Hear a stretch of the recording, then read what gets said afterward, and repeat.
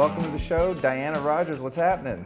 So nice to be here. Thank you. Nice to see you again. Yeah. So to give the audience a little background on how we met, I ended up at a Belcampo Farms Meat Camp, and there were, I don't know how many, 15 people there or something? Yeah. Yeah, and I talk about Belcampo a lot on the show, so people know that that's kind of where I get a lot of my food and where I eat often. And anytime actually just last night, there was a text thread with myself and the homies, and it's like, hey, yo, who wants to eat Belcampo? I mean, it's just like every day. It's literally a half a mile from here. I need to check it out. Actually, I've not been to one yet. It's super close. Yeah. So I interviewed Anya, the founder and CEO and head chef and head honcho and all that, and then they invited me to this meat camp thing. And I didn't really know what it was about, but I had a sense that it was kind of foodie-centric. Yep. And I don't cook. I mean, literally, my version of cooking is heating up some bone broth. Like, woo, that's my big meal. So it was interesting to experience that, and I met you and so many fantastic people there. But what was really cool about it was, and really my intention of going, was to find out where my food actually came from. Fast forward to you and I having a conversation. You're like, dude, I'm in this scene. I have a farm. I have a podcast about all this. I'm going to start working on a film soon, which of course we'll talk about.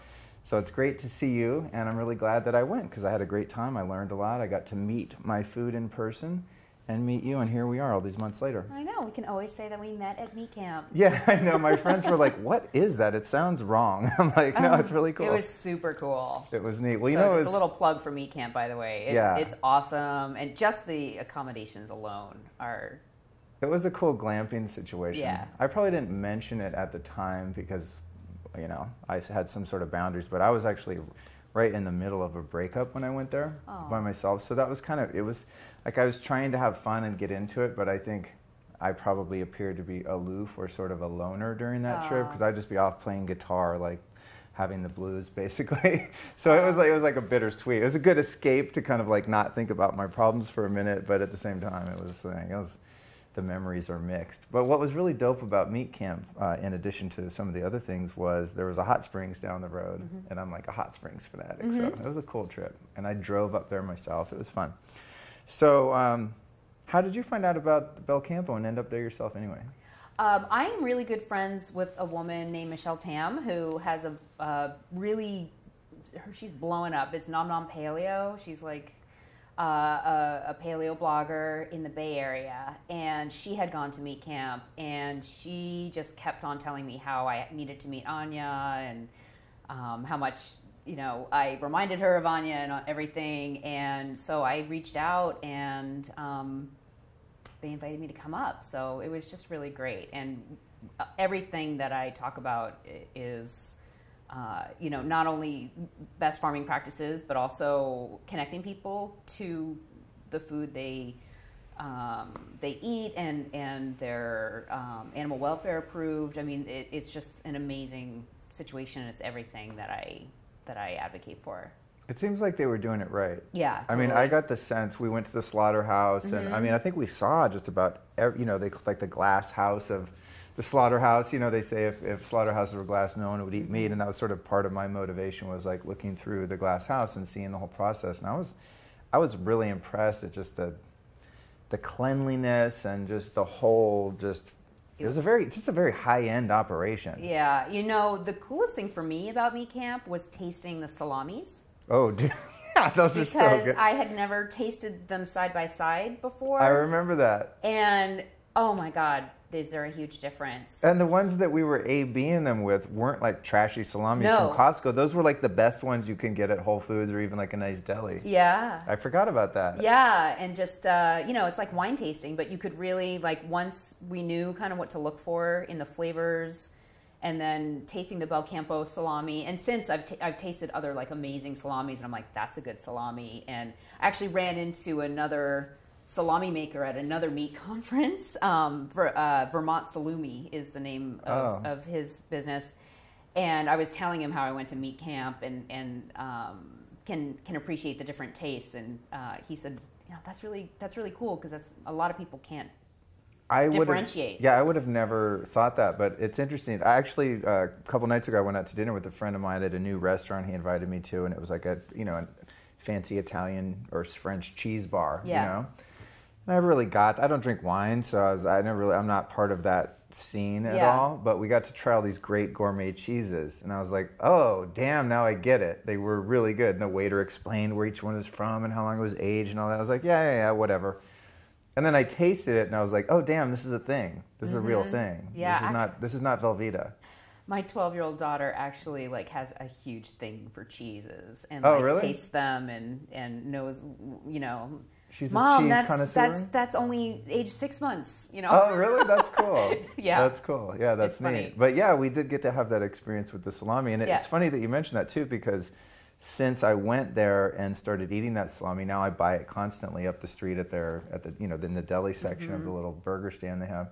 And it's just such a perfect food. And we got to make it too, which was fascinating. Yeah. And something I want to get into, because I have a strange, not a love-hate relationship, but like a love grossed out relationship with the whole process of eating animals, which we'll definitely get into. Okay. I'm going to make one adjustment for you, because I thought I was doing your beauty a favor by putting the mic on that side, but I got it backwards. It's actually supposed to be on that side. Okay. I'm going to play stylist and fix your hair so that your microphone faces away from the camera and we can see more of your lovely face. All right. I'm going to do a little of that. How's that? You comfortable? Mm-hmm. Okay, cool. Editor, obviously take that shit out. Thank you. Okay, so what's the deal with your farm back in Massachusetts, and how did you get into all of that? I find it fascinating when a modern, sort of sophisticated, seemingly educated person adopts that lifestyle. Yeah. Not to disparage farmers as being uneducated, but I've grown up in some rural areas, and they're country folk. Right. You don't have a country folk kind of vibe. Thanks. I get that wrong. I probably just offended like 4 classes of people, including you. That's kind of how I do. No, there is a perception. I keep my foot halfway in my mouth at all times during this podcast. I know what you mean, and there is this perception that and still we deal with that now. So my husband and I met in college. Actually, I was a fine arts major and he was an English major. So he didn't grow up on a farm. I didn't grow up on a farm. We were just both kind of questioners, I guess. And we left school and moved to the West Coast and got real jobs. And I was working at an ad agency, actually, and it was kind of fun. I enjoy like brand strategy and marketing and all that kind of stuff. I can tell because you're good at it. Ah. I was looking at your Instagram. I was like, she gets it. It's hard to market yourself, though. I would much rather be someone else's marketer than... Was there any point when you became a brand that you sort of reached a threshold where you just didn't care and just unabashedly started self-promoting? No, I'm still really Struggling insecure with about it? that. And I particularly don't enjoy like video on myself or selfies or anything like that. So you'll like never see my face. And in fact, we'll talk about it later, but the pitch video that I did for the crowdfunder, I was having panic attacks the whole time. Like it's not easy for me, and I refuse to be in the film that I'm making because I actually want to watch it. Right. I was curious about that because for me, when I 2 years ago and decided to do this thing and become like a guy doing this thing, it was really hard for me to get over that. I felt very weird, just like, hey, buy my thing, watch my thing, listen to my thing, look at my face, I'm talking to the camera. It was really hard. And then I think when I discovered Instagram stories, it took me a while to buy into that. But once I started doing those and just seeing how ridiculous I act and look, and just sort of had a moment of self-love and self-acceptance, and now I'm just full blown. I just give 0 Fs, but there was this definite turning point where I just said, you know what, this is what I do, and the people that like it, and the people that don't, whatever. Yeah, I mean, I definitely don't put a lot of strategic thought into my, like, when I post something, it's out of pure passion. So I don't tend to have it all strategized out. But okay, so back to you and your husband. You come out to the West Coast and you each get these jobs that are on paper successful. And he in particular was absolutely miserable. He was working for a market research company, making a lot of money for high tech, and he just is like, there's got to be something more to this. And he was always a big environmentalist. Actually, when I met him, he had just gotten back from Knowles, National Outdoor Leadership School, winter camping in the Rocky Mountains, like no tents, like it was hardcore stuff. Wow. But he just didn't know what to do with that environmental passion that he had. And every weekend, we were living in Portland, Oregon, and every weekend we would take off and we would go visit farms. I had actually worked on vegetable farms as my summer job in high school and college, and I just loved being outside and being covered in dirt, and but I didn't know that it was going to be like my life, right? Wow. And so we started visiting these farms, and we learned about this thing called a CSA, which in the mid-90s there just weren't a lot of those. So it's the subscription style farming. And it really is great because a lot of CSAs, especially on the East Coast, are in communities. So it's saving land from being developed, in suburbia, basically, which is where we are now. And so he was like, okay, the CSA thing is kind of cool, and it's saving land from being developed, and I could be outside, and he's like an athlete, and just likes to be outside. And then he read a book called The Unsettling of America by Wendell, which was pivotal to I love him. the title. My gosh. In the show notes, people, you'll find that. We'll put it in there is an amazing documentary on him called really? Look and See. And the funny thing is, he's not in the documentary, and it's a biography of him. Interesting. So he just didn't want to be on camera. By design, he was like... He doesn't own a computer. Wow. Yeah, but it's an amazing film. I envy people like that, like renunciate type monastic people that are just Yeah. like, I'm not buying into all this. Right? I think I always think, someday I'll become enlightened enough where I'm just like, I don't need any of that. I'm going to buy an old pickup truck and move to the country. And, it's like, and then I seem to be going deeper and deeper into it. So anyway, so he reads the book. He reads this book. It moves him. Then he starts reading some books by Joel Salatin, Right. Polyface Farms, who now Joel Salatin is a friend of mine. It's awesome. really amazing. He's a cool dude. He's awesome. I met him at one conference, and he was so warm and open and just like you would think he is. Yeah, I mean, if Joel Salatin could be my dad, and maybe Wendell Berry or Alan Savory could be my grandpa. What's the gist of that book, The Unsettling of America? It's the subtitle is Culture and Agriculture, and it's just about how industrial agriculture has unraveled our society, basically. Oh, wow. And the loss, like the loss of the small town. I mean, industrial farming has killed America. Wow. And like that whole idea that, farmers are country folk kind of thing. Yeah. Like everyone used to grow food, right? Right. And still when we have interns on our farm now from all over the world, and like we get a lot of folks from the Andes in Peru. There's no grocery stores. Like Right. you want to eat, you got to go get your guinea pig and fry it up. Like that's dinner, Interesting. And so, really in the mid-century, once we moved to this large industrial scale agriculture, small towns just died. Everyone left small towns to go move to the city, and there are no, and the economy's just completely collapsed. And also he gets into like values and all that kind of stuff too, but it's really powerful. That sounds amazing. Yeah. I love looking at different cultures and societies throughout history and sort of the rise and fall of different traditions and all of that. Because you can kind of look back even to agriculture in and of itself, whenever that was, 10,000 years ago or so, and everything just kind of went, then developed the hierarchy, then developed governments and a military, police state. Like the root of all these problems is essentially, I guess the advent of agriculture and the growth of the population at the same time have culminated. But still people are like, the problem is because you're raising cows. It's like, no, it's because... It's deeper than that. Yeah, when we went away from the hunter-gatherer model of existence, things went very nuts. And then this sounds like an extension of that as it pertains to America almost. Yeah. I mean, one of my favorite trilogies is by Daniel Quinn. Have you ever read Ishmael? No, but my gosh. a friend of mine talks about it incessantly, and I just haven't gotten around to it. I read that book, and I just wanted to have a megaphone. And anyway, so is it about that? transition that humankind made? Ishmael, and then the story of B, and then my Ishmael. Those three together in that order are amazing. Anyhow, so back into how we became into farming. So he read these books, and a lot of uncomfortable conversations with the parental units about how he's going to take his college education and now become a farmer, right? So we moved back to the East Coast, and he got a job on a farm for $7 an hour, learning how to drive tractors and all the practical stuff.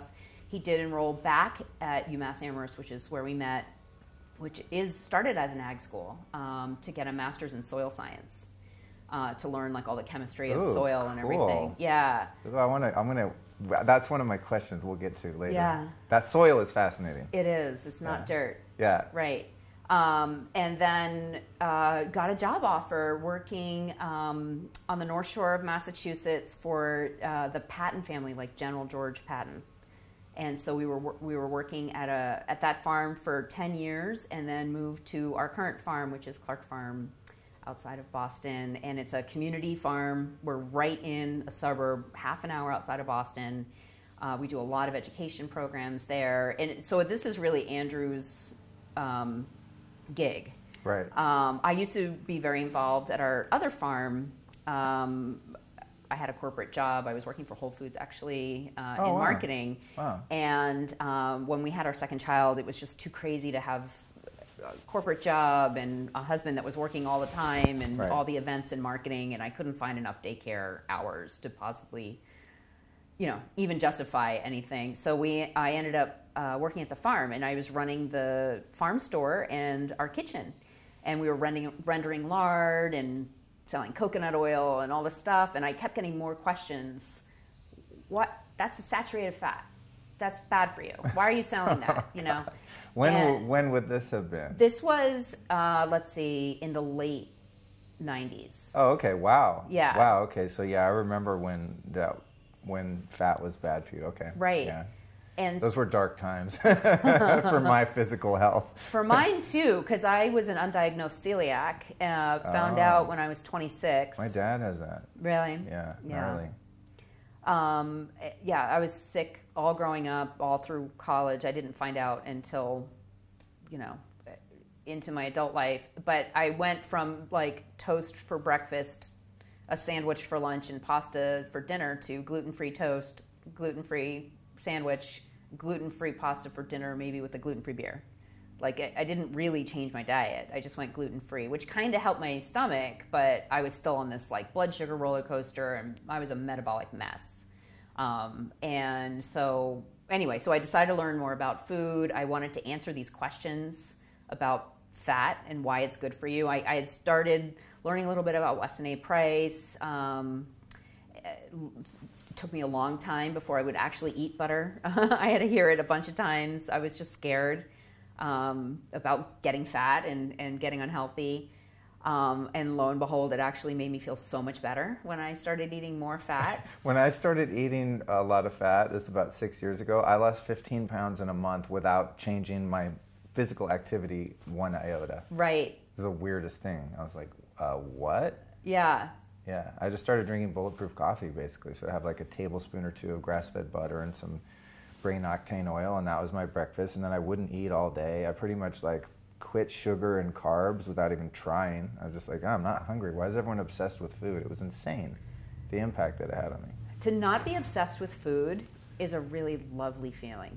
I know. And I was It pisses obsessed. people off, though. I don't know if this happened to you. Oh, it's really threatening. Yeah, like when we all had, I lived in a house with my girlfriend, and we owned a business, and it was in the house, and everyone would be, where's the menus? We got to order food. And it's like, I started to realize, like, God, everyone is so obsessed with food, and then everyone would get pissed at me because I never would sort of be on board with the project of like, we got to eat, we're dying, everyone's blood sugar's crashing, and I'm just like, I'll have another bulletproof coffee, and I'm working 12-hour days without even blinking, Yeah. But yeah, it's annoying when you're not so into the process of procuring and eating food. Right. Annoying to other people. Right. And so I went to learn more about nutrition. You're a certified nutrition something, huh? Yeah, well, I went to NTA, which is Nutritional Therapy Association. Cool. Which is like a Weston A. Price holistic nutrition school, and then I ended up getting my RD as well. So I'm a registered dietitian, which is the sort of standard American Dietetics Association credential. But that really allows me to see a broader range of people because I can take insurance, which is really great. So it's not just the elite people that I can help. I can help anyone who has insurance, basically. Oh, that's awesome. And I can also do medical nutrition therapy. So I can, so only RDs are legally allowed to, like if you came to me with celiac, and I, unless I'm an RD, I can't actually take money from you and tell you to go gluten-free. Oh, interesting. That's medical nutrition therapy. Wow, that's interesting. God, I need to think about that with my coaching practice. I tell people like, oh, you shouldn't eat this, you should eat that all the time. Like, wow, I need a disclaimer or some sort of... There should be, yeah. Yeah, that's funny. I mean, I don't do a lot of like health coaching per se, but I'm like, oh, I didn't even know that's as long as you're advocating it without treating a specific medical condition. That would be me, yeah. So I guess I'm safe. Yeah. I've yet to have someone come and say, I have diabetes or cancer, and I'm like, oh, here's what you do, you know. Right. Yeah. I always tell, like in those cases, I'm like, I know a clinic in Mexico. They would probably be able to sort you out, but I can't. So that's interesting. So now you're my you nutrition understand stuff. Yeah, you understand the nutrition side and the farming side. That's pretty cool. Yeah. So now I don't really do much with the day-to-day farm stuff. So Andrew has his crew. Our 14-year-old son is our best tractor driver. He's into it? Totally. What if you like had this lifestyle and your kids were like, screw you, I like punk rock and I hate cows. Your kids have sort of adopted all of this. And they are. The coolest thing lately is they're really into that show Alone. I don't know. So it's the show. It's a survivalist show. Oh, okay. And so my son like has his bug out bag. Oh, and dope. They've got treehouse wars happening right now. They're each trying to build like their best, location on the farm, and That's so cool. So it's a really fun life for them. Good for you, man. Yeah. That's awesome. Yeah. I want to have a kid that's a prepper someday. My son is a total prepper. They can save my ass in the zombie apocalypse. But I grew up, as I said, in rural areas, and I mean, when I was a kid, I always wanted to move to the city, and I kind of hated it. But looking back, I'm going, my childhood was rough in many senses, but I did have tree houses and BB guns and went fishing and caught snakes and lizards and killed shit and wild forage blackberries and had a really kind of cool association with the land and stuff. So that's really neat that and they that's have something that Wendell Berry talks about a lot, is this sense of place and this love of the land, like that intimate love that you have for where you grew up, and knowing that pond or that meadow or that tree or whatever, because I'm sure you can imagine these places where you grew up, right? Yeah. And because we've lost that, that's what allows things like fracking to happen. That's what allows coal mining to destroy, because nobody loves their place anymore. Right. Everyone's just a transplant, and they're commuting and everything. And so he talks about that a lot. When you were growing up, did you have that sort of visceral relationship with your town? I grew up on Long Island in a beach community. Oh, cool. In the Hamptons, actually. Neat. I've never been there. Every time I go to New York and I get all citied out, the people that live there are like, oh, we all go upstate or we go to the Hamptons. And I'm like, what? I don't even know what that means. I think I see a patch of it when you fly into JFK. I'm like, that must be what they're talking about somewhere down there. There's water and big homes. It looks nice, but I've never been out there. Well, as a townie, it's a very different experience. Right. But so September is really the month that we loved it, because everyone would leave and go back to Manhattan. Yeah, and that was before commuting was really, now with the internet and everyone can live out there, so there's a lot more people out there year round that are those New Yorkers, right. that, but I grew up, clamming and at the beach and just outside all the time. And I really, there were certain trees that I thought were magical trees, and anyway. Right, they probably were. Yeah. I met a magical tree once on the Big Island of Hawaii. And it was on the way to this spring that you could go swim in, and they said, man, you should go hug that tree. And I'm like, all right, hippies, whatever. I don't know what kind of tree it was, banyan or some shit, big ass tree. And I went and hugged that tree, and it like lit me up. I'll never forget that. And I've tried to replicate it since with a number of other trees, and they kind of don't have the same mojo as that one. I was like, God, they were actually right. Whatever that tree had going on, but Hawaii is magical in that way. That land is. It has a certain sort of life force there. Yeah. I love, you know what I love is I love also living in Los Angeles and how at certain times in the middle of an interview like this, the gardeners come. There's like a 15-minute window that I block out every week and don't do interviews on my calendar because I know when they come, and here they are. It reminds me that I need to move into the country. So on the nutrition piece, and we're going to get more into this, but yeah. I've sort of weaved this conversation, and I really want to talk about your film and just the whole premise of that. And you know, I don't take a position on like what other people should do in terms of their dietary choices. I literally don't care. Like if you want to go eat a box of rocks, good for you, as long as you're not hurting anyone else. But I do get a lot of questions on the show about you know, the vegan diet, a plant-based diet versus paleo, and I've had, I think, more so leaning toward the paleo, like ancestral food movement type people, doctors and whatnot on the show. I have had a couple of vegans. Last week I did an episode with a gentleman named Marcus Antebi, who's the founder of a company called Juice Press in New York. And I really wanted to interview him about what it's like to run a juice company and all things juice. And then about halfway through, he went like super hardcore on the vegan lifestyle and was a strong proponent of that. And I'm sure that was useful for some of the listeners that want to learn about that, or they want some support to verify the way that they're living. But I also got some feedback from a few people that were like, wow, that guy's science was totally wrong and everything he said was not based on actual facts. It's very outdated. Not a few, but a couple people sent me emails or messages about that. Where I didn't get any support from like a vegan listener that's like, oh, hey, right on, thank you for giving that person, you know, our movement a voice or whatever. We'll turn the tables on that, I'm sure, in a little bit. So, you know, that's one of the reasons I was excited about having you on, because there are health implications of, you know, what route you take, and there's also environmental and to some degree cultural implications. I mean, even economic implications down the road as this goes on. But just for anyone that doesn't kind of understand the framework from the nutritional perspective, you know, what is ancestral health and paleo? Because I think a lot of people, I'm kind of into it, so I sort of get like, oh yeah, it's what, you know, people ate back in the day, and that's how we got here, and that's how we survived. What's your take on eating like ancient peoples ate? Well, I think that there's a lot of different foods that humans have thrived on, and we see, you know, everything from an almost all meat diet in the Inuit and the Maasai to a very high carbohydrate diet in the Katavan. So they were like 70% roots. So I think that humans can thrive on a lot of different traditional foods, you know, plant foods or animal foods, but it's once we introduced processed foods to these cultures and to our own bodies, I mean, the grocery stores, I mean, none of that stuff is natural foods. Like I just got back from Expo West. Come on. It was disgusting. That's like, funny. Like tell people what Expo West is.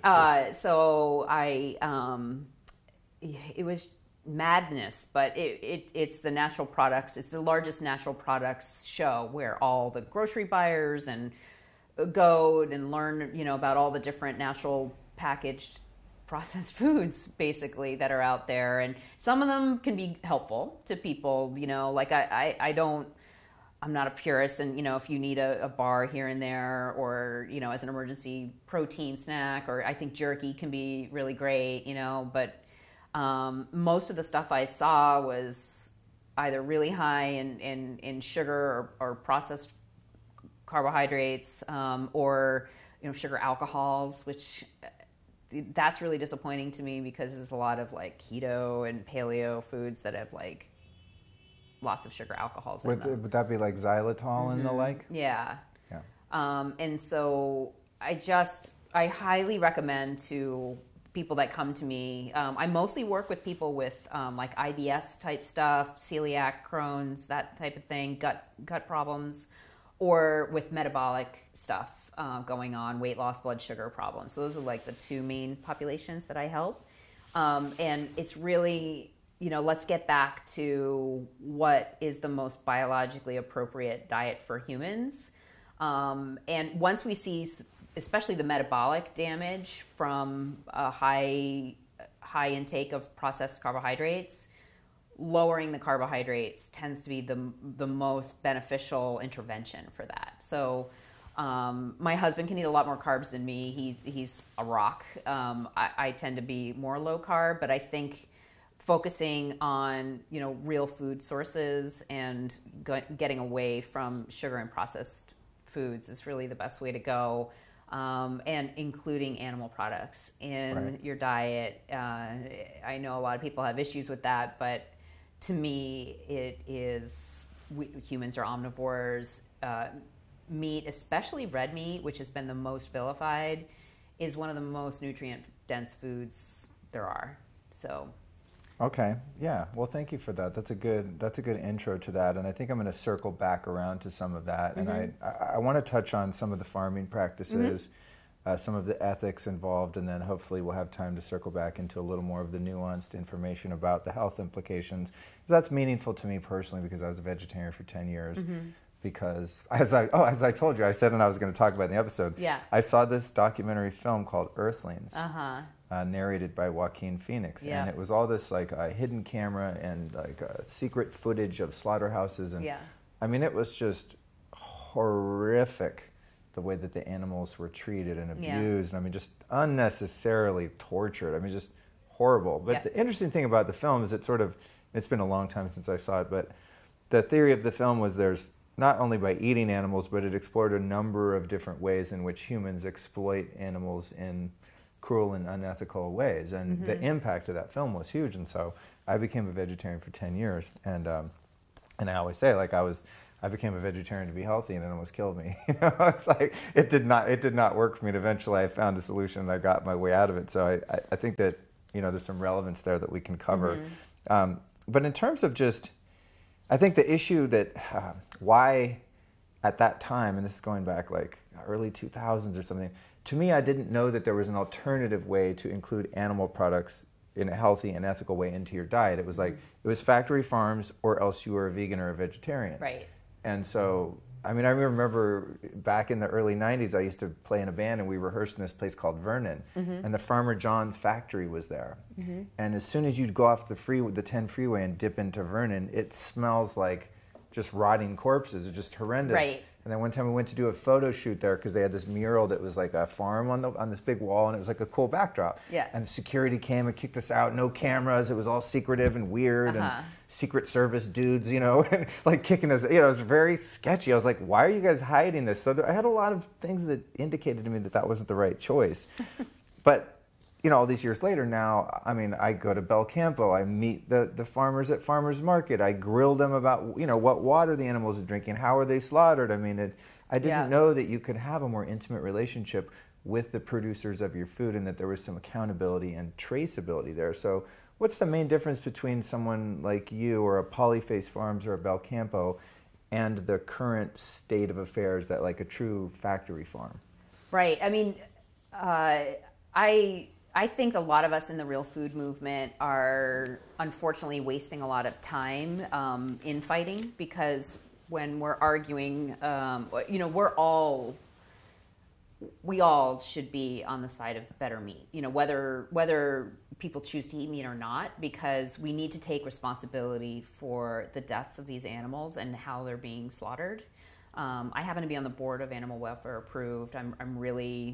I've been to many slaughterhouses. I've witnessed, it happen many times, and there are much better ways than how it's portrayed in a lot of these films. And a lot of the films, they're cherry picking some really horrific scenes that are gut wrenching, and it shouldn't happen, but don't happen that often. And there are some really great alternatives to all that. So what is, like when I drive up the 5 freeway to go to the Bay Area from LA, as you go over this certain mountain range, like past Valencia, Magic Mountain. It's a half an hour over this hill, and you get down over the hill, you drive for a little bit out in the flatlands. You're now in Central California, right? Which is a whole other Dust Bowl conversation that we'll probably get into. But there's a certain point at which, I mean, you have your windows rolled up, no AC on, and the car just starts reeking like you have a cow pie literally taped to your face. And then you drive by these poor cattle, man, out in this dry, arid land, and it just stinks.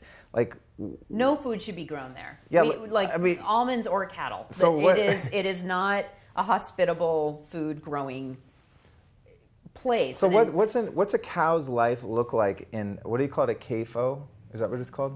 You can call it a CAFO or feedlot. Okay, what's a feedlot animal's life look like from birth to the moment of slaughter? If you could summarize that in that model, which I think a lot of people think is the only, like I used to think that's the only way animals are raised. Right. There's a lot of that in Colorado too. There's a lot of land where you drive around and just see these huge gross farms like that. Yep. What's that versus someone that's doing more of the sustainable, nature-based approach to raising animals? Well, interestingly, all cattle start out as grass-fed. So cows, even feedlot cows or CAFO cows, I guess you would say feedlot cows, but they're not like born on a feedlot and live their whole lives on a feedlot. So a lot of people don't know that. And 85% of the cattle in America are grazing on grass that can't be cropped. So even if they end up at a feedlot, they're still, most of their life is actually on grass outdoors. And for those reasons, and even when they get to a feedlot, and I'm not endorsing feedlot beef, I think that grass-fed, well-managed beef is the gold standard, of course. But if you compare that, a lot of people will give up red meat because of ethic and health reasons, and then eat chicken or fish, right?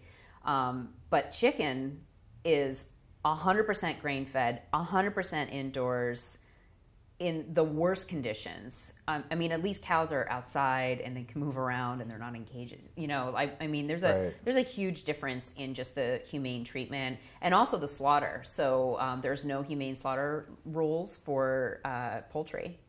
Right. And so isn't that funny? And also I've heard with seafood as well, you can just do whatever the hell you want. Yeah, you could just they just haul them onto the boat and let them suffocate. What's strange is I think a lot of people that are more leaning toward a vegetarian or plant-based diet think they can kind of quote unquote get away with eating some seafood or some chicken because it seems to be less mean than killing a larger animal like a cow or a sheep or something like that. Right. And so it's interesting. I think a lot about least harm, and I think it's very noble for people to want to cause the least amount of harm through their diet. Certainly, I try to do that. Yeah. But I actually, when you think about, all right, chicken versus beef, how many lives of chickens, one steer can produce about almost 500 pounds of edible meat. Wow. Right? That's insane. How many chickens do you need to kill for 500 pounds? Right. So if you're counting like end of heartbeat per end of heartbeat. Yeah. Right. Well, this is okay. This is like, these conversations make my head explode because I love the way things work. It's like I'm not political about it. It's just fascinating to me because I've also pondered when it comes to, as I said, because I just morally and spiritually, I've had to really grapple with the idea of whether or not to eat animals and all of that. I mean, when I was a kid, my dad would take me fishing. I liked catching the fish, but I hated killing the fish. I would cry. You know what I mean?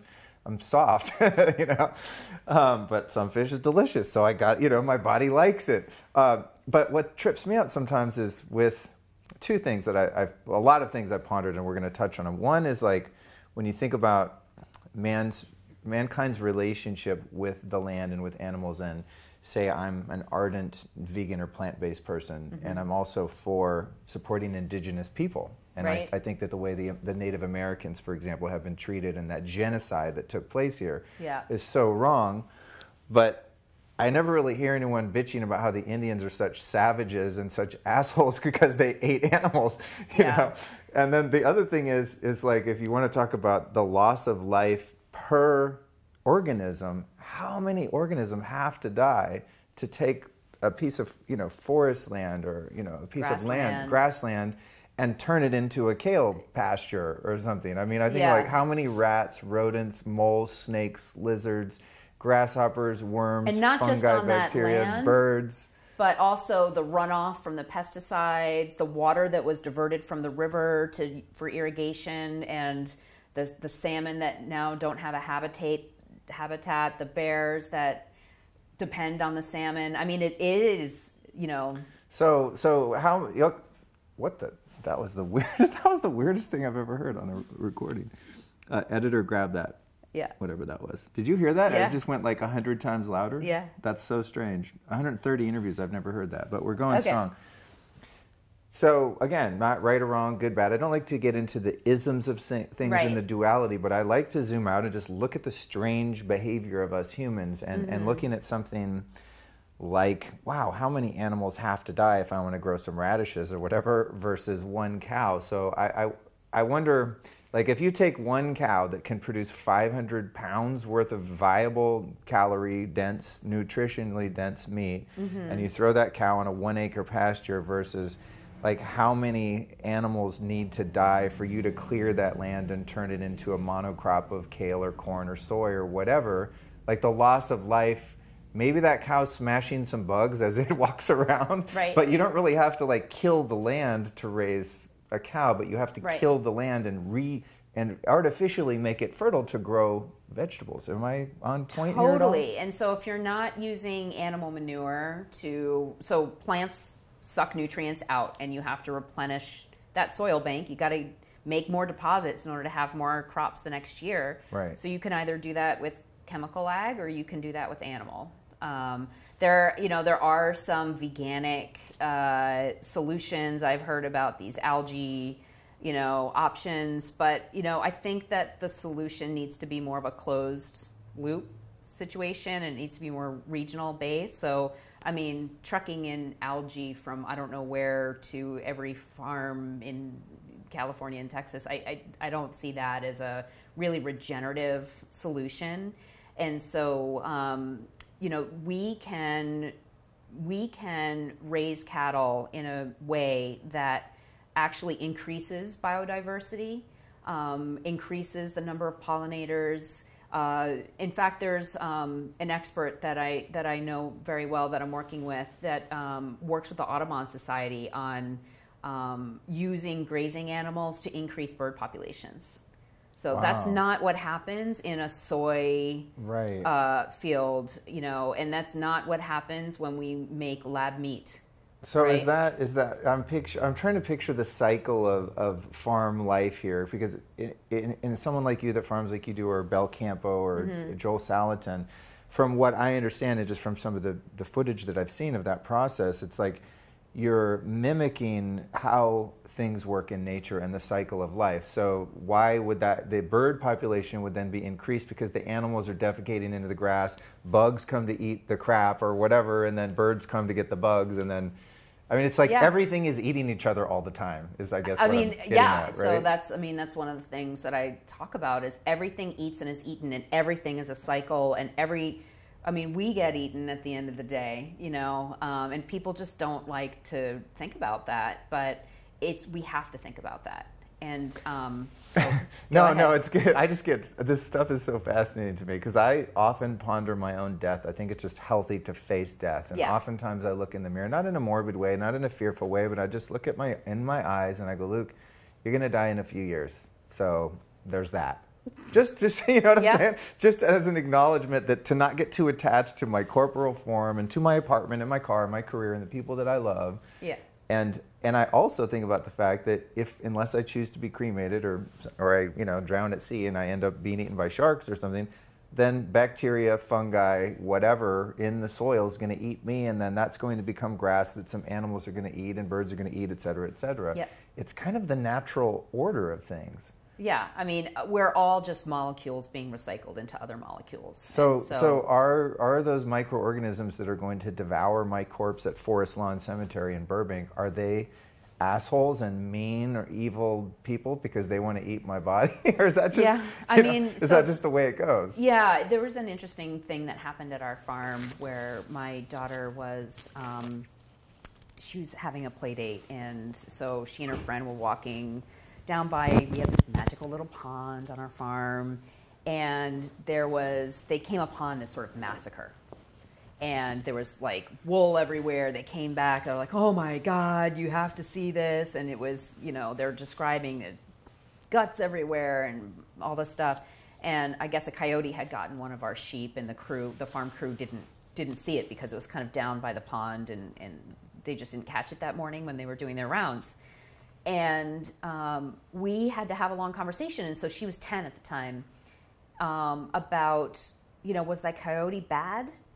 Because the coyote has to eat too, right? And we do our best to protect the sheep from the coyotes, but there are coyotes, and you know, it wasn't the coyote being cruel. The coyote needs to eat, and you know, with the rest of the body of that sheep, we put it in our compost, and that's going to go get, you know, broken down and then put on the fields, and that's going to grow your kale. And she was like, what? You mean I'm eating animals? You mean, can you taste it? And we were like, no, you can't taste it, but like your kale is, you know, taking up all the nutrients from the soil, and that's blood and bones and all kinds of decomposing everything, right? And she's like, you mean it's impossible to be vegan? And we were like, yeah, that's it. I mean, you know, so people can avoid the death on their plate, but they can't avoid the fact that there were deaths that happened for their food to be there. And so, again, it's just about sort of realizing food production, really understanding how nature works and how healthy ecosystems all have plants and animals. And the smartest way is to work with nature and try to use biomimicry. In your farming. Explain that process of biomimicry. Run me through sort of the cycle of life from soil and the fact that the soil is in fact alive, otherwise it would be dead dirt, right? Like, right. Run me through the whole cycle from beginning to end, how what eats what along the way, if you can. Wow. Okay. Well, I mean, it can be a broad version of that. You know, you don't have to get deeply biological about it, but just the general scope, I think, would be interesting for people to understand. Because most of us, we go to Whole Foods and we're just like, oh yeah, I'm getting some carrots and some fish, and you know, like we don't think about how that actually goes down before human intervention and agriculture that we forced upon the land and essentially like really raped the land in order to grow our own food. Right. So if your approach is getting back to that natural cycle, what does that natural cycle look in a broad sense? So when we talk about, we could talk about grazing animals and how it does mimic nature. So if you were to picture a savanna in Africa, and you've got these large herds of animals, grazing animals, as say wildebeests, they're constantly moving because they're worried about getting attacked by hyenas or lions or whatever, right? And so they're constantly moving across the plains, and they're eating whatever they can as they you know, quickly can get a bite, and then they're moving on, and they're being moved by the predators. And basically, that as they move, I'm trying to back up. They're grazing on the grass when they're there is actually stimulates new grass growth. So grass has to be broken down biologically. It can't just you can't just have an empty meadow with nothing eating it. The grass will just lay down and die. It's taking more nutrients out of the soil every time it grows, and so eventually, if you're not fertilizing it, it's going to die. So if you care about the energy of plants and like the life, you know, like if you care about plants, if you care about grass, cows are good for it, basically. Exactly. And so I mean, you can use Miracle-Gro or what, you know, like you can use fossil fuels and chemicals. Right. Or you can use animal impact. And so we need the cows or other ruminants, bison, goats, and sheep to be grazing on the land. We need them pooping on the land because that actually inoculates the soil with healthy bacteria for more of a healthy biome for the soil. And then we need that land to rest. And as the land is resting, that's when all the carbon sequestration can happen on the land. And so that's the difference between just like a cow continuously grazing on a 1 acre patch versus this idea of moving it. And so we don't need to have lions and hyenas to move the cattle. We can actually just use electric fences and move them. And in the process, again, of allowing it to rest, It will hold rain better. It, again, sequesters carbon, and there's so much life and bacteria in the soil that the grass is actually dripping down little bits through photosynthesis, dripping down little bits of carbon to feed the bacteria, and the bacteria are giving the plant the nutrients it needs. And then there's so cool fungal networks underneath that are mining minerals that are feeding the plant minerals. So it's a really magical system that's happening. See, I always trip on how plants can take inorganic mineral matter, basically the rock, right, that's in the soil, and then plants turn that into something that we can eat or that animals can eat, and then we can eat the animals and actually derive the nutrition from. But I didn't know about that part. Yeah. That the fungi is like, hey, cool, we'll help break this down, put it up through the root system of the plant.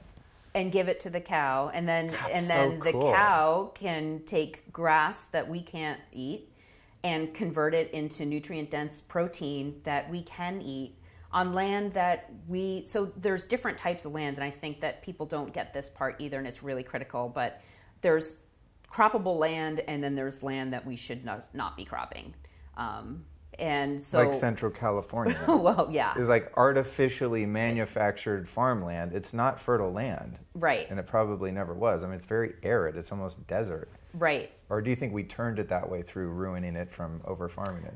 Oh, that's a good question. I don't know what the native, like what the land looked like in Central California. I don't either. You know, way back. It's a freaking disaster now, though. But yeah, I mean, the whole middle of the country is fertile because of bison. Right. It's not fertile because of cropping. Right. And when you fly over the country and you see those large squares, that is not okay. That's not natural. What would be natural is herds of bison pooping on the land, eating the grass, and then moving on. And do not the birds then. So say in the sake of a farm, do not the birds like chickens or turkeys. Right. Then you can rotate them to follow the cows. Exactly. And they're eating all the bugs that are hanging out to eat all the food. They scratch through the manure. They eat any parasites that might be in there. And so it's actually a lot healthier for the cattle to be moving as well, because they're getting fresh grass, and they're also, if one of them has a parasite load, they're not all eating right after that guy and catching parasites. And so for us, for our farm where we have sheep, the healthiest way to maintain a healthy gut system for our sheep is moving them. It's not antifungals and anti-parasites. Right. It's just keeping them moving constantly, and then we follow with the chickens. And so the chickens, break it all. They scratch the ground. They're aerating it. They're allowing the rain to come in and penetrate the soil better. They're, adding their own manure to the soil. So we have incredibly healthy soil that we would not be able to have if we didn't have the animals. And so that's really cool. I mean, I think the goal should be as closed loop as you can. Right. And you cannot do that without animal inputs. Right. Wow, that's fascinating. I'm picturing the example you gave of Africa, and I can see, crows coming in and kind of following the herds of gazelle or whatever, you know what I mean? Yeah. And you can, I always think of those, when I was a kid, they were called Mutual of Omaha's Wild Kingdom. Yeah, and there were these, I love those. Shows. Yeah. I used to love those, and then you'd see how the packs of lions would stalk the gazelle, and the hyenas would come after them, and they would be moved around. And now that I think about it, it was like a forced migration. Yeah. From spot to evade predation. Yeah. And then that would then bring that piece of land to life, and then eventually another herd of those animals would come around, or they come back through next year or whatever. Yeah, and so there's so in continuous grazing, where you would have maybe 1 or 2 cows on 1 acre, what ends up happening is the cows just, it's like a salad bar, and they're just picking their favorite types of grass. They eat it down so deep that they actually end up killing it. And then the bad grasses and weeds, get hold and can take over the pasture, and it ends up with a much more unhealthy system than if. Right. And actually, the carbon that you can sequester in the movement of them is, there's just a study that came out last week, over 3 tons per hectare of carbon sequestration, and that's just in this model that I'm talking about, where you're moving them. Right. We can't do that with plants. Interesting. Yeah, I think I remember Anya mentioning up at Belcampo when I was just asking her about the property and stuff. think she had said she had 22,000 acres or something, and there's just these lush green fields over much of that property. And she said that when they bought the property, that it was basically just all dead. It was just arid, toasted from bad agriculture, and that they had actually brought it back to life from the closed loop system that you're describing. She's like, oh, you should have seen it when we bought it. It would just look like a desert. Yeah. And now it's like this lush fields of green grass. Right. So from using animals as sort of nature or creation and intended them to be used. Right. So what would happen then? Like, let's just say right now, if every human being on Earth was like, cool, this vegan thing, I'm down. We're going to stop eating animals right now and just grow plants to eat. What would happen to all the existing animals? I mean, I'm just totally hypothetical, weird question, but where would all the, if we just turned them all loose in the wild, what would happen? I have always got the sense that cows specifically would eventually become extinct if we didn't eat them because they're not good at evading predation. Yeah, I mean, they've lost a lot of their, yes. Because they've been domesticated and hybridized from the auroch, right, which is pretty fierce beast. Bison are really hardcore. I mean, they're still the real animal, but cows are they've been bred to be docile and wimpy and easy to manage. Yeah, and so sheep are an invention. They're not. They are as well? Yeah, I mean, the domestic sheep and all that. I think that... I haven't really thought about it a lot because it's so absurd. Yeah, right. I know. Well, that's my job as the host of the Lifestyles podcast. This is the kind of shit though. When I meditate or go into a float tank or something, I think about, should I be eating meat? And I think, well, what if I stopped? Well, what if everyone stopped? And it's like, oh, and then you kind of hit this wall. Oh yeah, that doesn't really. The math doesn't really add up at the end of the day. It's kind of like, oh, that's nice in a sort of fairy tale, but in reality, it's sort of just like it's how evolution has arrived at this place, is it not? Yeah.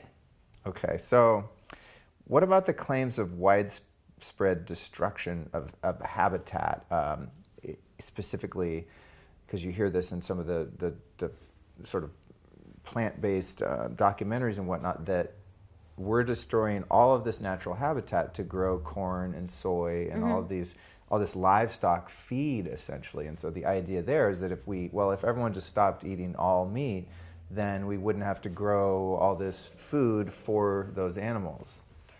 So I'm not a big fan of feeding grains to animals that eat grass. Because they're not designed to eat that. And I do think that we need to be eating less animals that eat grain. Right. Because first of all, I mean, just health-wise, animals that eat grain tend to have a lot of omega-6 fatty acids in them, like chicken and turkey, a lot of omega-6.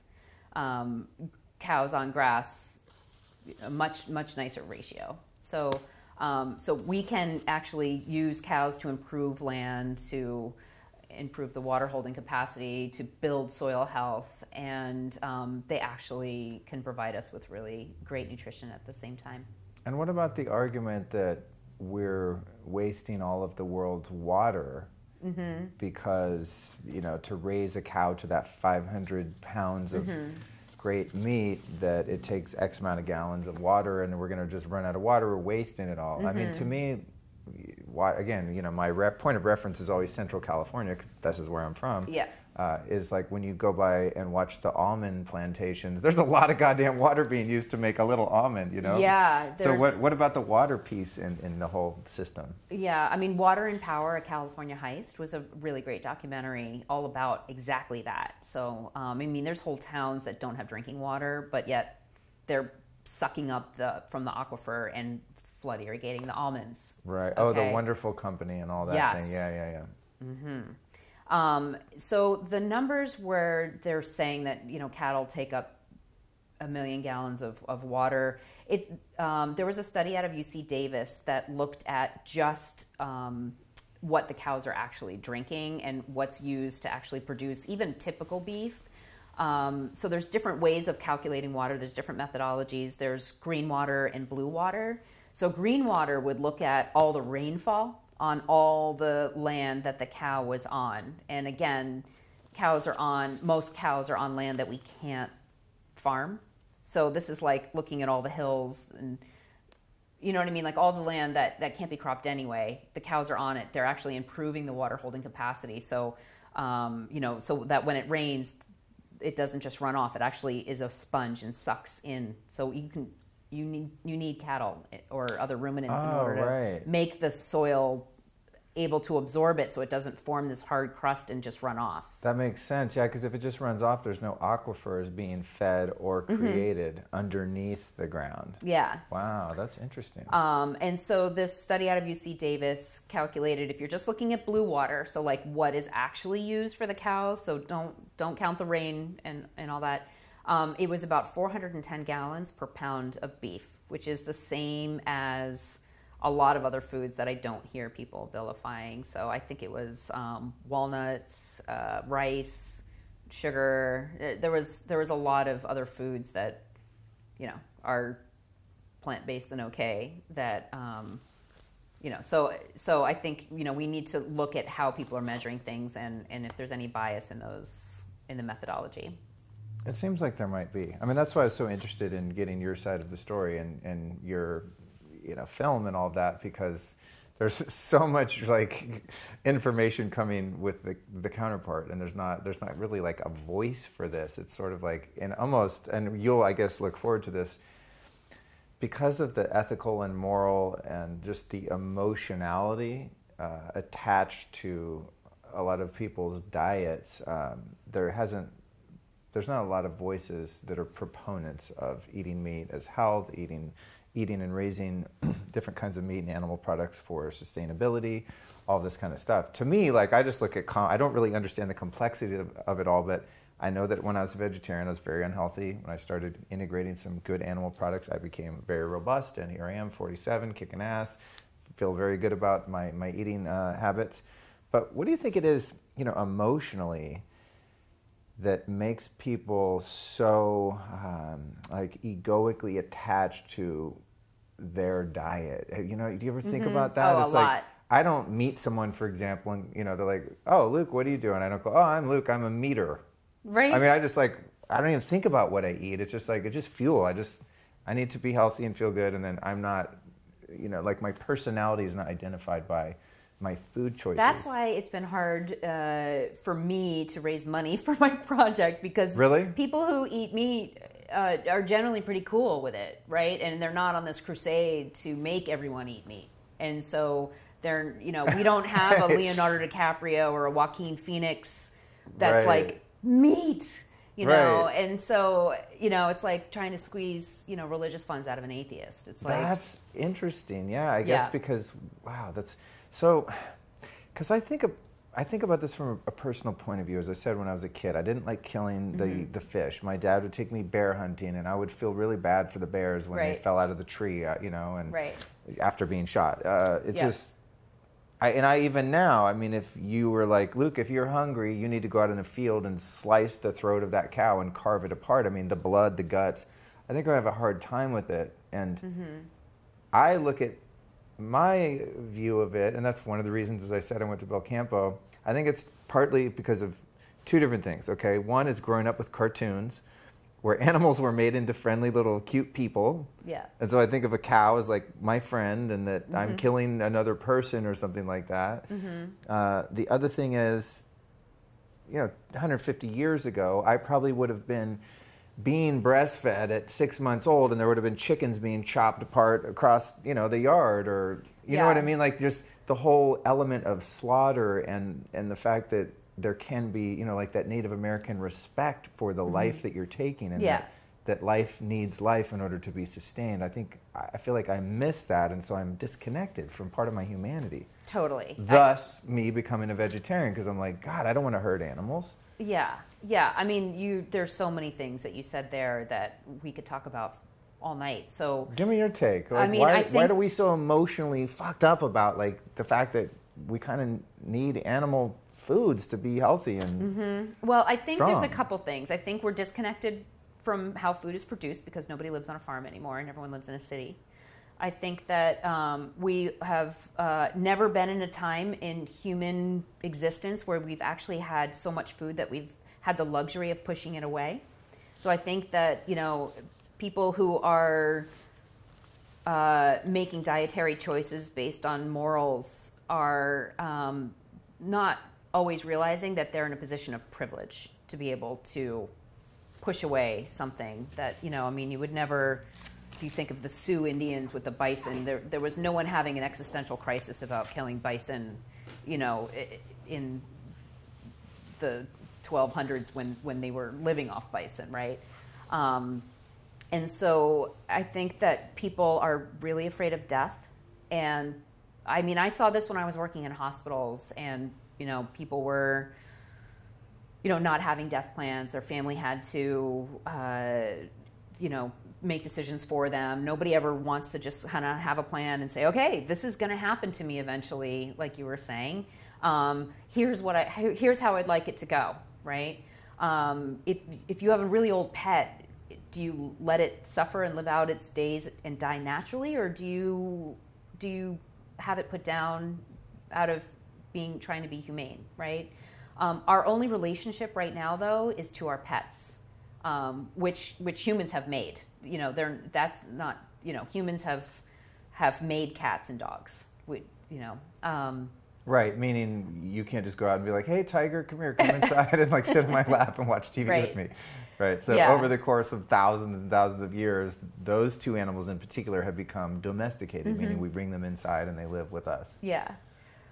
So there's just, you know, we have the luxury of stopping and thinking about a lot of stuff, but we're also not making those connections to what is the most sustainable way to grow food. Is it soy patties that are, you know, factory farmed with fossil fuels and tractors and pesticides and killing all of nature and annihilating all of nature so that we can have soy patties for dinner? Or is it maybe, you know, something that looks a lot more like a grass-fed beef and a nice salad for dinner? So right. What are some of the, you know, and I love that you have the farming perspective and you're very much into saving the environment and sustainability. I mean, you're living your message. It's not like you're, you know, a professor that's writing books about it, talking shit. You actually live this. But from your health expertise,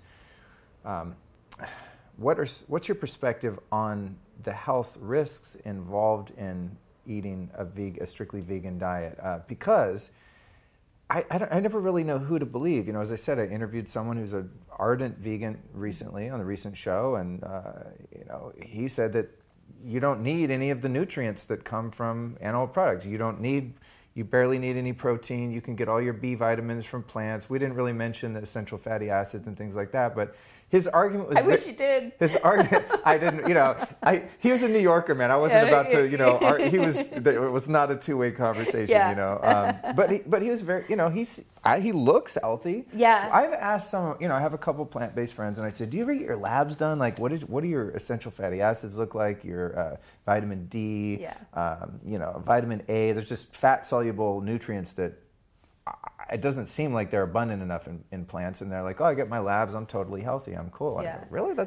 Is there some kind of alchemy going on there? Well, there are energetically? some people genetically who might do better, a little bit better than others for a period of time on avoiding meat. So about half the population can't effectively convert beta carotene to vitamin A. So there you've got half the population right there. Would not thrive on it. And what's vitamin A useful for? So you need it for good eyesight. It's a fat-soluble vitamin that really good for skin. Those little bumps you get or some people get on the back of their arms, that's a vitamin A deficiency. Oh, weird. I've had that. I used to have those, and I don't have them anymore. Maybe that was a holdover of the vegetarian years. Probably. That's totally weird. I used to feel those and be like, are those zits? They're not zits. They're sort of like little weird calcium deposits or something funky like that. It's a vitamin A deficiency sign. Wow, cool. Yeah. And so... I mean, really, I think that it's possible to be healthy if you're vegetarian and getting enough eggs and cheese, although I think for a lot of people the protein is, I mean, it's so many more calories in beans and rice versus, you know, you can get 30 grams of protein from about 130 calories worth of cod, right? So it's like, is the goal to... not, you know, if we're trying to reduce our overall caloric intake and maximize our nutrition and get the most nutrient density possible, is meat. Like that's just plain science. red meat in particular has B12 and iron, which are really hard to find in other foods and in a bioavailable form. And chicken doesn't really have any of that. And according to the CDC, B12 and iron are the most common nutrient deficiencies worldwide, especially in women and children. And so that's where I get upset a little bit as a mom and a dietitian when I see people feeding their children a vegan diet, because it's just not a biologically appropriate diet, especially for a growing human.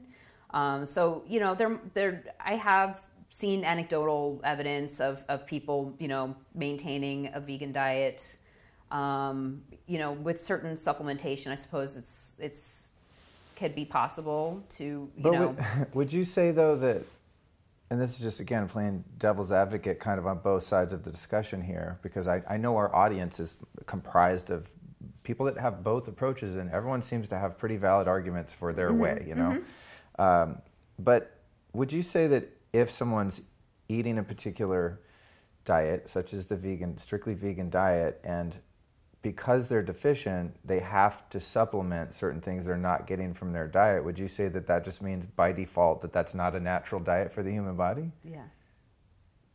Yes. I mean, you know what I'm saying? Yeah, and I mean, just the whole protein fallacy idea. I mean, I've looked at the RDA, I've looked at how the protein requirement was derived, and we need a lot more protein than the RDA says we need. And then how the RDA is interpreted to, 45 grams for women and 54 for men. So that's based on, the RDA is the minimum amount of protein to avoid problems. It's not the optimal amount. So 0.8 grams per kilogram is minimum, okay? And then what they did is, because we don't like kilograms and we don't like math and conversions and stuff, they went ahead and did it for us, but they base it on a woman at 125 pounds and a man at 160 pounds or something. But that's not even close to the average weights of men and women in America. So right. I went and calculated that out, and what we need is about double the RDA. And I'm not the only one who says this. There was just a New York Times article confirming this, that everyone over 40 needs to lift weights and get 1.6 grams per kilogram. So that's a lot more protein. And so how are we going to get this protein? Are we going to get it from protein powders and monocropping, or are we going to get this from better meat? Right. And protein powders, I mean, I eat them, and some of them are better than others, but that is a processed food. It is processed food. I mean, as you were talking earlier about processed food, I was like, I eat these bulletproof whey protein bars, and the ingredient deck is pristine. I mean, they're great, but it's not, it's still a process. It's made in a factory. It's not made in a farm. Yeah, and I mean, I have RX bars in my bag as emergency protein and little meat sticks and stuff like that. But I don't think that, I mean, I think you still need to eat real food. You need to sit down and you need to actually chew your food. Can you be a vegan and be breastfed? That's another one of those absurd questions that I just I can't even. No, I've never thought put any energy into that thinking, because it doesn't. It does, I think not. I mean, what I'm saying is eating the fluid from another human technically isn't a vegan diet. Yeah, I guess. I wasn't breastfed. I found out recently, actually, because I was doing some testing, and my mom was like a hippie in the 60s in Berkeley. I was like, oh, I'm sure I was breastfed. And I text her. She's like, nope. I felt so deprived. I thought, God, imagine how smart I could have been if I, and it was probably soy formula and stuff in the 70s. God knows how gnarly it must have been. I really was kind of bummed. I was soy formula fed really? Too. Yeah, cesarean birth, soy formula fed. I mean, and all those things, I think, led to the celiac gene actually being activated in me. Interesting. Because my kids have the gene, but I was so hardcore about making sure they got optimal nutrition and they were breastfed and everything, and they're fine. They can eat wheat. They can eat a wide variety of foods that I definitely cannot eat. Back on the topic of whether or not we're actually biologically meant to eat animal products or not, have you ever looked at the fact that bonobos and chimpanzees, that are our closest relatives, actually hunt and eat other animals, including other primates in some cases? Do you know anything about that? I know a little bit about it. Yeah. I mean, I think it gets a little like when you start comparing, like, well, but our teeth and their guts and our gut, you know, like humans we definitely are unique and separate as well. And I've seen, you know, well, elephants have large brains and they're herbivores, and so, you know, or our teeth look like this, and that's a carnivore or whatever. You know, humans are omnivores. Short answer is human are omnivores. Are you aware of the existence of any successful, or actually any cultures at all in human history that were vegans? No, there is not. That doesn't We've exist. never seen this. We've never seen multiple generations. I mean, we do know about B12 deficiency in showing up a lot in vegans, and especially pregnant women having babies that are severely B12 deficient, and that causes permanent brain damage. Wow. So I really don't have like a lot of tolerance for people that, I mean, I understand where they're coming from, right? I totally get it. I wish that they had an opportunity to learn a little bit more, to get out of that black and white thinking and to learn a little bit more about, you know, how food is grown and to explore the ethics. You know, I don't know that it's causing least harm to feed a child a biologically inappropriate diet. So if there's no civilization on record in our history that we're vegan at all, let alone successfully vegan, then essentially if we're attempting to do that at this point in our evolution, it's an experiment that has no validation in terms of, oh, we know that it works or we know that it's healthy. It's kind of like our first shot at a totally experimental way of living. Right. Okay. It's good to know, you know, so if someone ventures on that path, you're kind of a pioneer in trying something that actually hasn't been accomplished by humans before. Okay. Noted. And you talked about being a cesarean. Is it cesarean? Is that what we say? Cesarean. Cesarean, yeah. Yeah. I think both my brothers were born, half brothers were born that way. Their mom's really tiny. I think they were a little much for her frame. And I've heard that when you're born that way, that if you don't get swabbed with the vaginal bacteria, Right. that you don't get sort of inoculated. Do you think that you were swabbed? Oh, no way. So do you think, you, like as you said, some of your issues had to do with that unnatural way of being born? And as a result, have you experimented with, or are you a proponent of fermented foods as a means by which to repopulate your system with some bacteria? Oh, I do all kinds of stuff like that. Yeah. Yeah, fermented foods. I do prebiotics. I take probiotics. I am a huge believer in the miracle of the biome, and how I think we don't know enough about it yet. And I think there's a lot of companies making a lot of money doing testing and, you know, guaranteeing you if you take this product you will be fine. And I don't think we know enough right now about whether the biome drives health or health drives the biome. You know, I think there's a lot of questions still out there. I think we don't know what the perfect biome is for humans. Do you make fermented like kefirs or vegetable ferments or anything like that? Yeah, I make sauerkraut. You do? Stuff. Yeah, and cool. I actually I'm kind of lazy, and sometimes I just buy it. So Wild Brine is actually one of my favorite companies.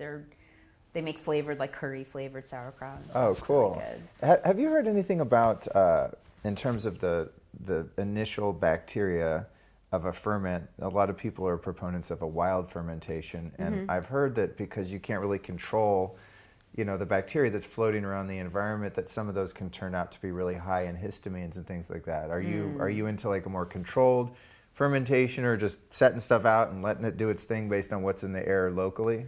Well, I think that there definitely are people that are histamine intolerant, and I mean, I think everyone has a bucket of stress, right? And then you've got all these, you know, bad sleep, financial stress, lack of community, just so many things that add up on the bucket, and then you know, biome issues, and then all of a sudden you see this like horrible reactions to high histamine foods like sauerkraut and fish and salami and stuff like that, right?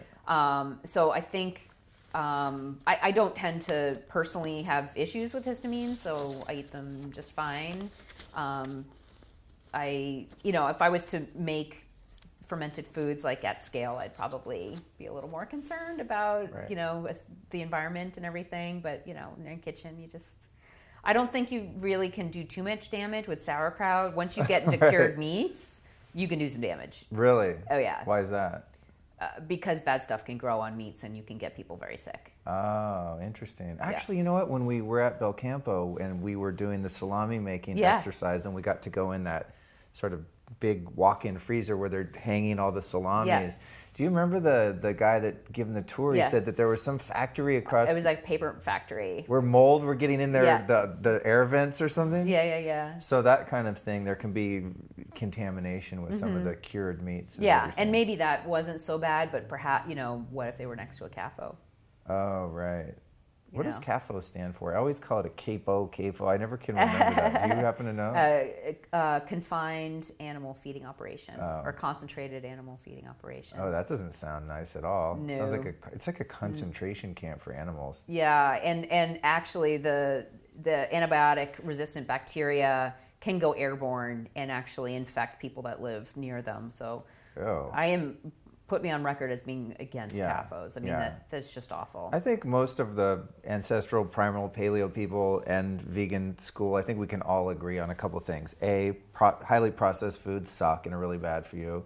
And that all factory farms, whether they be animal or plant-based, also suck for your health and environment as well. Mm-hmm. Do you think, though, that we can have enough small, well-curated, well-managed farms to feed all of us? Yeah, I mean, that's how it used to be, right? So we used to have more bison roaming North America than we do currently have cattle. And so, it would take a huge shift in the system. It would take, a return back to family farming, which could then revitalize small town America again. And, I'm hoping that it has to happen because we don't have a lot of harvests left. We don't have enough mined minerals and other artificial ingredients to continue farming plants the way we're farming them. And so we need to rely more on regenerative agriculture in order to save our soils and save our health. Interesting. I just remembered another one of those quirky thoughts that I had one day just on the vegan tip. And I'm not beating up on vegans. It sounds like it maybe, and maybe you are. You have license to do that more because you're more knowledgeable. No, I don't. I get upset with people feeding kids vegan. Right. But, adults can do whatever they want. Well, here's something I was pondering at one point, and I wanted to ask you about, is that, say, like, I'm a vegan, and a lot of vegans are really... They love their pets. They have a lot of dogs and cats and things like that. And they're animal lovers, obviously. And that's why, I'm talking like the hardcore PETA kind of people. Right. Have you ever thought about the fact that they're feeding their animals other animals? And where's the ethical line? Like, do you think it's possible to have pets that you love and make them eat an unnatural diet? Speaking of feeding kids, what we're saying is most likely an unnatural diet, a plant-based diet. What do you do if you're a vegan and you don't want to kill animals to feed your animals? Yeah, I don't know what someone who, I don't know how they wrestle with that. Again, that's not like, I think it's an interesting, I think I have a lot of interesting questions. Does your mind work like mine where you just sit like, wait, and go, oh, but wait, this doesn't add up. Like, how does that? None of it adds up to me. How do you reconcile some of these things? I'm such a big proponent of biomimicry, and so none of the arguments to me, the sentience argument, the least harm argument, the nutrition argument, the environmental argument, none of that is convincing to me to advocate for no animals. I think that eliminating animals from our food system will cause much more harm than good. Well, it's interesting. I had one of these companies that brings an urban farm to your house. They used to have these in LA. Maybe they still do, hopefully. But it's pretty cool. Like, they bring these sort of like flower beds that are portable, and they have their irrigation system. And I put one on the roof of my old garage at my old apartment building. And I was like, this is awesome. I'm going to grow my own organic food. I'm going to eat all these vegetables. And then what happened was I basically started going to war with all the neighborhood animals. The raccoons started coming to eat that shit, slugs. all kinds of weird bugs I'd never seen. I'd come the next day and my, my beet greens would be devoured, and I had to start killing all sorts of creatures to make my plants grow. Mm-hmm.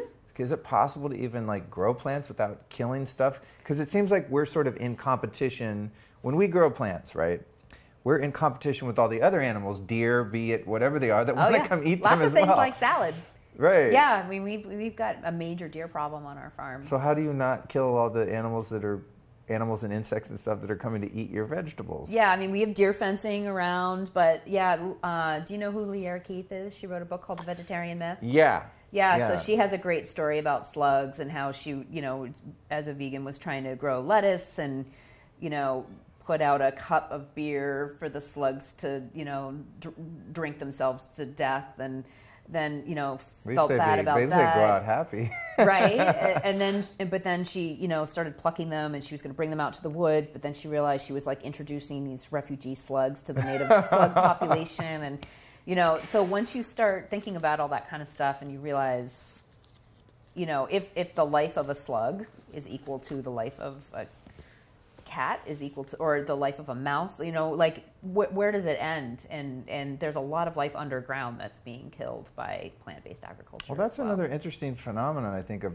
our human to animal relationship is that, if I find a cockroach in this apartment, I have no issue just smashing the shit out of it and flushing it down the toilet. Mm-hmm. But why do I value the life of that cockroach less than, I don't know, say like a badger came in my back door or some shit? Out of protecting myself, I'd probably knock it out with a spade shovel and kill it or get rid of it. But I would feel more guilty about killing the badger or the stray, a possum. No, a badger's never going to be a possum. Okay, I don't know where I got badger. Why don't we say a bunny? Okay, a little bunny. Say a little bunny just wanders in my back door. I mean, it's a good example because it's non-threatening. It's like the cockroach is more threatening because it's kind of gross, and I don't want it to breed in my apartment. But I have no qualms killing that cockroach. But if the bunny came in and it was a foreign invader, I would like feel heavy in my heart and feel really guilty. And then a goat would be a little worse. Well, actually, a cat or a dog would be the worst of all. Yeah. Because they're, part of the family kind of. But then I would feel worse about a goat than a deer. I'd feel, you know what I mean? There's like this. The amazing thing is in nature, there is no hierarchy, only hunger. Right? So just everything is eating everything. And there's no like, oh, I'd feel bad. I'm going to eat that. That's not natural. Right. I wonder why, though, some of us value some lives over others. Because they look more like humans, and we impose we anthropomorphize animals, and cows look more like dogs than chickens. Oh my God, that's so true. And the meat is red, so it looks like blood, and it might remind us more of an animal than nice chicken or fish, which is white and packaged and petite. And like if I was starving and you said, here's a chicken you can kill to eat, or here's a cow, I mean, I would definitely pick the chicken. I would feel way less guilty about killing that. Because the cow is like a sweet, like you said, it could almost be a human face, or that cartoon face, or on every milk jug when I was a kid, it was like this happy cow face. I have this like unnatural sort of exaggerated sense of empathy for some animals and not others. Right. It's interesting. I don't know what the answer is, or if that's even a question. It's just, again, in that like to eat an animal or not to eat an animal, oftentimes I think those decisions are made by something subconscious that we're not really aware of, and that all life is created equal and should all be treated respectfully. But I agree. But then you get into that, the ethical question of like, well, what is ethical slaughter? If you're killing something, how can that be humane, or how can that be ethical? Because I think humans are the only ones that are able to be humane. We know what we can do to make it pretty painless. I hope when I go, I just get a button to push, right? That's the most humane way I'd want to go. Right. Hopefully with a lot of morphine in it. Just to go out on a high note. Totally. Oh, the button's not going to have nothing in it, right? And it's really good to be young and healthy. It really sucks to be old and like die of a hyena coming to eat you, or broken leg, and then the buzzards come or whatever. I mean, natural death does not equal painless, no suffering at all. Right. So, Hence, you don't like think of a lion as evil when a pack of lions just has a gruesome takedown of that gazelle. You're not like, oh, those lions are dicks, some people do. Oh, really? Oh, really? Yeah. To me, like the way I look at it is like that lion just sees a hamburger walking across the prairie, and it's like he's not mean, he's not a bad guy, he's hungry, and that's kind of where I got to with my vegetarian diet. I was just like, God, I'm sorry, but I'm freaking dying over here, and it's sort of me or them. I mean, not to be a dick, but it's just how I think about it. It's like, well, listen, I mean, I care about my own. It's almost like this self-flatulating thing I had going on where like I was suffering so I could like save the animals or something. At the end, I had to just go, you know what? I'm sorry, but I'm more important. Like I have to be healthy and I have to have energy, and I was so sick and so weak, and that's where I had to come to with my own sense of morals, Yeah. So, wow, what a fascinating conversation.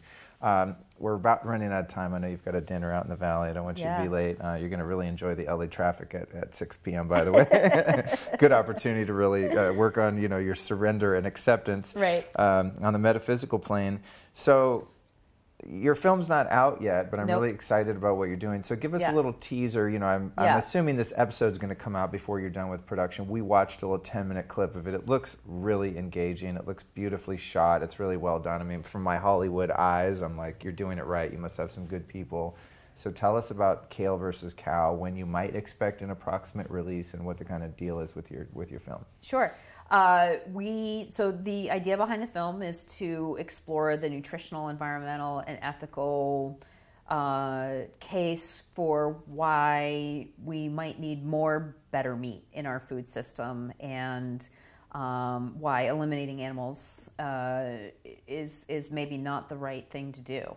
And so we're going to be talking to health experts. We're going to be talking to regenerative farmers who are sequestering carbon. We're going to be exploring the ethics and talking to people on both sides of the fence, the plant-based and those who eat meat, and really explore that relationship that we have to meat, and what freaks people out about meat, and how can we have a better system out there. And so it's not a response to a lot of these other films that have come out that are bashing meat. It's a really sensitive exploration into what makes a sustainable food system. And I feel like with my experience for the last 16 years living on sustainable farms, regenerative farm, plus my education in nutrition, it's really a nice combination, and my art background too. So it's been just super, super fun. So people can learn more about it at sustainabledish.com/film. So I've got my pitch video up. We're still raising some money. The faster we raise the money, the faster we'll get it done. So that's what we can do to support as listeners of the show, is help you actually get the thing funded and made. Yeah. So we our initial crowdfunder, we're up to, between what we raised online and then some other donations, we've already raised about $200,000. Cool. But we still need more than that in order to complete it. But we're out there and we're shooting and we're following stories right now. And it's really, really cool. And so we're hoping it'll come out in 2019. Awesome. Well, congratulations on your work. Thank you. Before we give the rest of your links, I've got my closing question, Sure. which is, you've taught me a lot about the whole world of food and agriculture and everything today. It's been fascinating. I'm sure the audience has learned a lot. Who have been 3 teachers or teachings in your life on any topic, the topics we've discussed, or otherwise that you might recommend that our listeners go check out? Could be a book, a philosophy, a person, anything.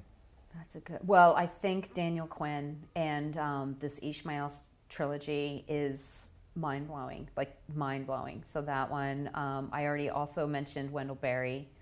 So the Unsettling of America, but he has a lot of other books, and also the documentary on him, Look and See. And then I think the work of the Savory Institute and checking out Alan Savory's TED Talk. Are you familiar at all with them? I'm not. He sounds aptly named, though, if he has to do with food.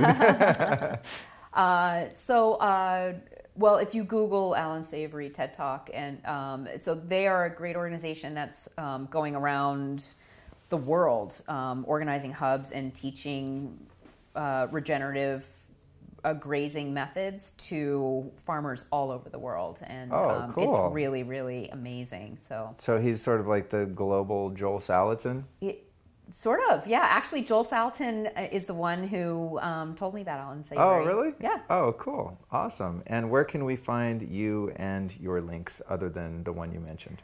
So I guess on my website is sustainabledish.com. I'm most active on social media on Instagram. I try to Instagram about once a day, and then depending on how busy I am, I try to do the stories thing. But that's at Sustainable Dish. I'm not a huge Twitter person. Me either. But it's an echo chamber. I think of something clever and I tweet it. I'm like, great, no one I didn't get one like. I'm done. I give up.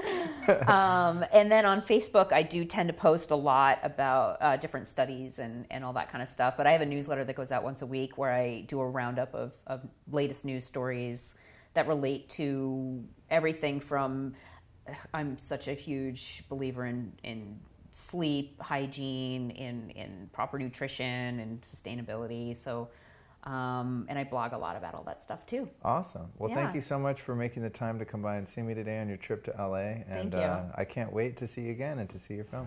Thanks so much for having me. I'm so excited. Awesome.